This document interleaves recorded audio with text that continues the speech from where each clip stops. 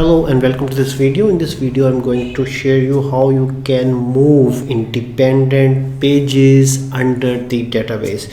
So what will actually happen to me that I used to write articles. I make a lot of articles here, but unfortunately I unable to maintain the status that which article is published and which article is not published. So for that reason create a database, and that database you can see have a statuses that it helps me to understand that which article, which post is published or which is not published on my blog. So now I have a problem that if I move this link directly to here, it disappeared, it did not work. And if I go to open this link, it show me that my article goes as a sub page from this. That is not right. So what is the solution?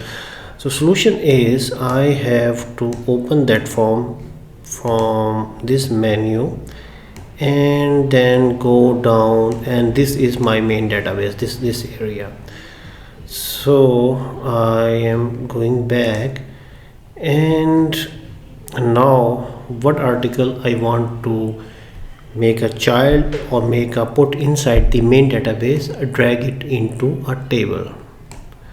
You can see it is becomer's child. So I am moving another article here, you can see, and putting another on drop on a table, and you can see this. If I go to open this, you can see it make a child directly into my database. So thank you for watching. This is a quick video. Next video I see where I share you how you can move individual pages under database in Notion. Please subscribe my YouTube channel. This is my first video on any productivity app or note taking app. See you in another video. Please subscribe my YouTube channel.